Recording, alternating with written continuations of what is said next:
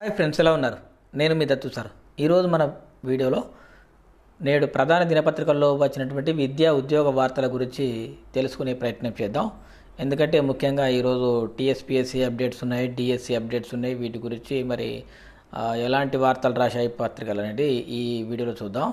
So అంతకంటే ముందు ఒక చిన్న రిక్వెస్ట్, మన ఛానల్లో చాలా కంటెంట్ ఉపాధ్యాయులకు సంబంధించి, ఉద్యోగులకు సంబంధించి, గ్రూప్స్కు సంబంధించి అన్ని రకాల ఉద్యోగాలకు సంబంధించిన సమాచారం మన ఛానల్లో ఉంటుంది.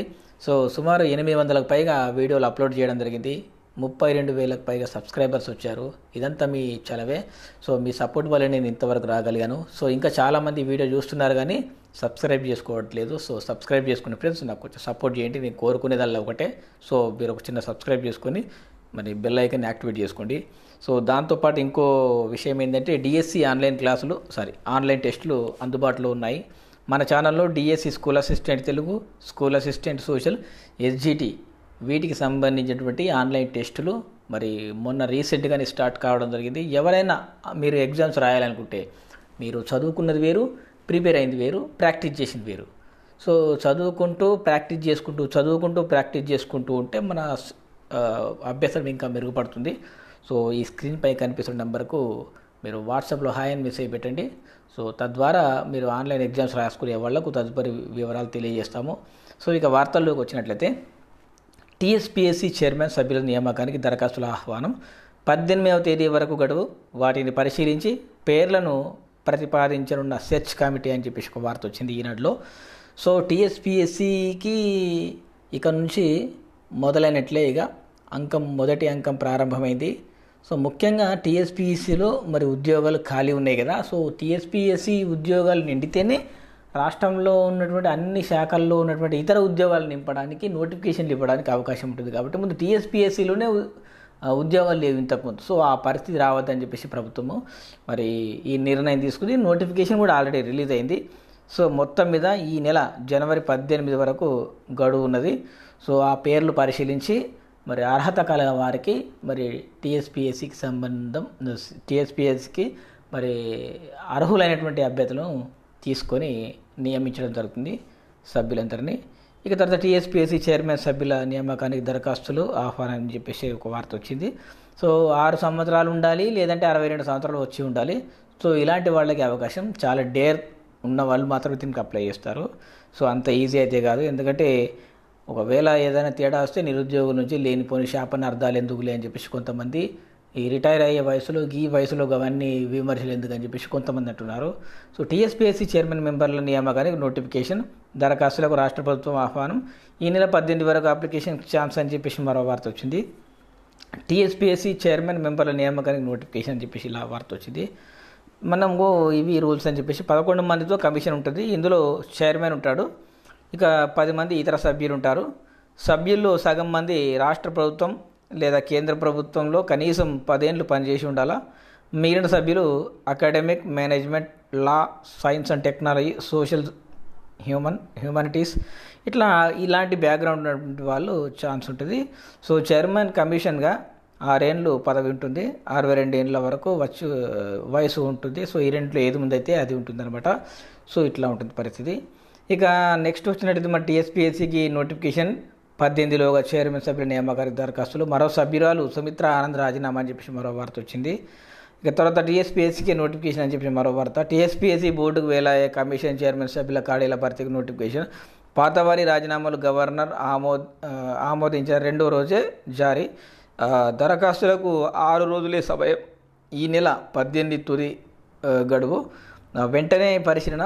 నెలాఖరులోపు కొత్త బోర్డు ఏర్పాటు. చైర్మన్తో పాటు 10 మంది సభ్యులను నియమించనున్న సర్కారు. వెంటనే గ్రూప్స్ పరీక్షలు, ఇతర ఖాళీలపై భర్తీ నిర్ణయం. టీఎస్పీఎస్సీ మరో సభ్యురాలు సుమిత్రా ఆనంద్ రాజీనామా అని చెప్పేసి ఒక వార్త వచ్చింది. సో ఎక్కడ చూసినా అదే టీఎస్పీఎస్సీ బోర్డుకు వేలాయి అని చెప్పేసి వార్త అయితే వచ్చింది. టీఎస్పీఎస్సీ చైర్మన్ సభ్యుల నియామకానికి నోటిఫికేషన్ 18 వరకు దరఖాస్తులు అని చెప్పేసి ఒక వార్త వచ్చింది. ఇంకో వార్త ఏంటంటే టెట్ ఇదేమి టెస్ట్ అని చెప్పేసి ఉపాధ్యాయులకు సంబంధించి మరో వార్త వచ్చింది. ఇదేంటంటే అర్హత పరీక్షపై ఉపాధ్యాయ సంఘాల్లో భిన్నాభిప్రాయాలని. అసలు పరీక్ష వద్దడున్న కొన్ని సంఘాలు మొండిగా ముందుకెళితే ఉద్యమిస్తామంటూ హెచ్చరికలు. కొత్త వారిని కలపకుండా అంతర్గత పరీక్షలు నిర్వహించాలంటున్న మరికొన్ని సంఘాలు. వ్యతిరేకిస్తున్న 2012 తర్వాత నియమితులైన టీచర్లు, విద్యా హక్కు చట్టం, కోర్టు ఆదేశాలతో తప్పనిసరిగా మారిన టెట్ నిర్వహణ, టీచర్ పోస్టులకు పదోన్నతులకు మెగా డిఎస్సికి ఒకదానితో ఒకటి లింక్, విద్యాశాఖ అధికారుల అయోమయం, సంక్లిష్ట సమస్యపై చర్చించి సీఎంకు నివేదించాలనే యోచన.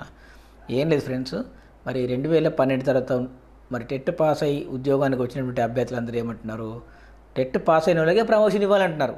మరి సీనియర్లందరికీ టెట్ లేదు కాబట్టి వాళ్ళు టెట్ పాస్ అయితేనే ఇవ్వండి అంటున్నారు. మరి ఇప్పుడు ఉన్నటువంటి సీనియర్ ఉపాధ్యాయులు ఏమంటున్నారు, మాకు జనరల్ అభ్యర్థులతో పాటు ఈ కామన్ టెస్ట్ ఏదైతే ఉంటుందో టెట్, ఇప్పుడు డిఈడి బీఈడి వాళ్ళతో రాసే టెట్ కాకుండా టీచర్లకు సపరేట్ ఒక అంతర్గతంగా ఒక టెట్ పెట్టండి అని చెప్పి వీళ్ళు అడుగుతున్నారు. టెట్ మొత్తం రద్దు చేయండి, లేదంటే మాకు సెపరేట్గా స్పెషల్ టెట్ పెట్టండి, అంతేగాని జనరల్ అభ్యర్థులు మాకు పెట్టకండి అని చెప్పేసి వీళ్ళు అంటున్నారు. మరి కొత్త వాళ్ళు ఏమంటున్నారు, రీసెంట్గా జాబ్ కొట్టిన వాళ్ళు కానీ 2012-13 అభ్యర్థులు ఏమంటున్నారు, కంపల్సరీ టెట్ క్వాలిఫై కావాలా జనరల్ టెట్లో అని చెప్పేసి వాళ్ళు అంటున్నారు. మరి దీని మీద ప్రభుత్వం ఎలాంటి నిర్ణయం తీసుకుంటుందో చూడాల్సి ఉంటుంది. సో ఈ విధంగా మరి టీచర్లో సిలబస్ ఆందోళన, టెట్ రాయాలంటే చాలామందికి ఇప్పుడు జనరల్ వాళ్ళ సబ్జెక్టులో పెద్ద ప్రాబ్లం లేదు, కాకపోతే పాత సిలబస్లో ఉన్నటువంటి విధానాలు చూస్తున్నారు. ఇప్పుడు సైకాలజీ చదవాలా, ఇంగ్లీష్ చదవాలా, తెలుగు చదవాలి, 90 మార్కులు ఇది ఉంటుంది జనరల్ వాళ్ళకు, అందరు కామన్ ఉంటుంది ఇది. ఇక మిగతాది వాళ్ళ సబ్జెక్ట్ ఉంటుంది అనమాట. అందుకనే 2010లో విద్యా హక్కు చట్టాన్ని తీసుకొచ్చిందనమాట. సో టెట్పై ఉద్యమిస్తామని కొంతమంది అంటున్నారు, ప్రభుత్వం ఆలస్యం చేసింది, అప్పటి నుంచి చెప్తే ఇప్పటికల్లా ఎప్పుడో క్వాలిఫై అయ్యేవాళ్ళం కదా అని వీళ్ళు అంటున్నారు. మరి డిపార్ట్మెంటల్ పరీక్షల్లాగా మరి మాకు కూడా స్పెషల్గా టెట్ పెడితే బాగుంటుందని మరి వాదన అయితే నడుస్తుంది. సరే ఏం చేస్తారో చూడాలి. ఉపాధ్యాయ పోస్టులు భర్తీ చేయాలని చెప్పేసి రాజ్యసభ సభ్యుడు ఆర్ కృష్ణయ్య గారు తెలియజేయడం జరిగింది, డిమాండ్ చేస్తున్నాడు.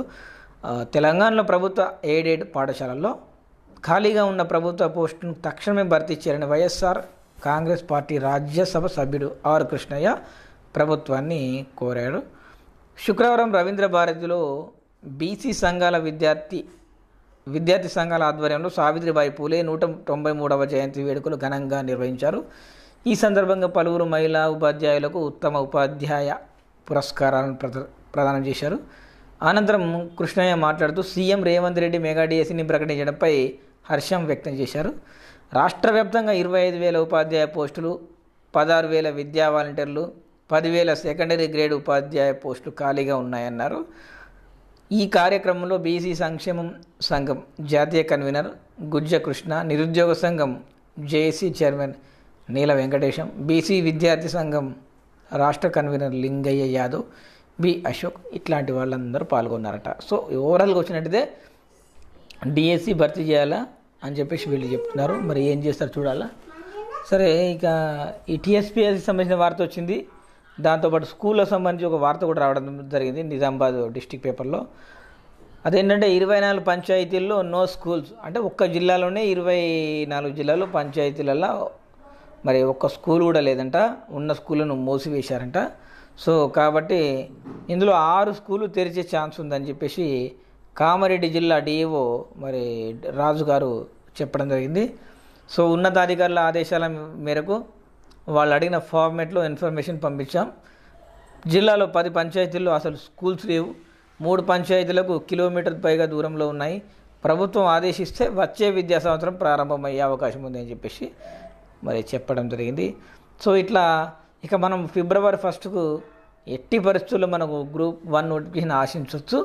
ఆ తర్వాత గ్రూప్ 4 మీద క్లారిటీ వస్తుంది, గ్రూప్ 2 గ్రూప్ 3 మీద కూడా కన్ఫర్మేషన్ వస్తే మరి మిగతా పరీక్షలకు డేట్లు అన్నీ చకచకా రిలీజ్ అయిపోతూ ఉంటాయి. సో అభ్యర్థులారా ఇప్పటికైనా మరి ప్రిపరేషన్ కొనసాగించండి. సో ఎవరు కూడా నిర్లక్ష్యం చేయొద్దు, నిరాశపడద్దు. ఈ అకాడమిక్ ఇయర్ ఈ సమ్మర్ నుంచి జూన్ వరకు డెఫినెట్గా ఉద్యోగాల నోటిఫికేషన్లు వస్తాయి, ఎగ్జామ్స్ కూడా కొన్ని ఫటాఫట్ అయిపోతూ ఉంటాయి. ఈ సంవత్సరంలో ఇంకోటి ఏంటంటే 10th ఇంటర్ ఎగ్జామ్స్ అన్నీ మార్చిలోనే అయిపోతాయి, ఏప్రిల్ నుంచి ఇక మిగతా స్టార్ట్ అవుతాయి. అప్పుడే ఇక మధ్యలో ఒక ఎంపీ ఎలక్షన్లకు కొంత ఎలక్షన్ కోడ్ ఉన్నా కానీ ఎగ్జామ్స్కు మాత్రం సంబంధం లేదు, ఎందుకంటే ఎలక్షన్స్ ఒకటే రోజు జరిగిపోతాయి, 1-2 రోజులు ఎలక్షన్స్ ఒక రోజు జరిగిపోతాయి కాబట్టి పెద్ద ప్రాబ్లం ఏమి ఉండదు. ఆ ఒక్కరోజు ఎగ్జామ్స్ లేకపోతే చాలు. మరి ఇది నాకు అడ్డంకి అని నేనైతే అనుకోవట్లేదు. సో ఒకవేళ మీరు కూడా మరి డిఎస్సికి ప్రిపేర్ అయ్యే వాళ్ళైతే ఎవరైనా ఆన్లైన్ టెస్టులు రాయాలనుకుంటే తెలుగు, సోషల్, ఎస్జిటి సో మన ఛానల్లో అందుబాటులోనే రాసుకోవచ్చు. డిస్క్రిప్షన్లో లింక్ ఇచ్చిన వాట్సాప్ గ్రూప్ లింక్ కూడా ఇస్తా.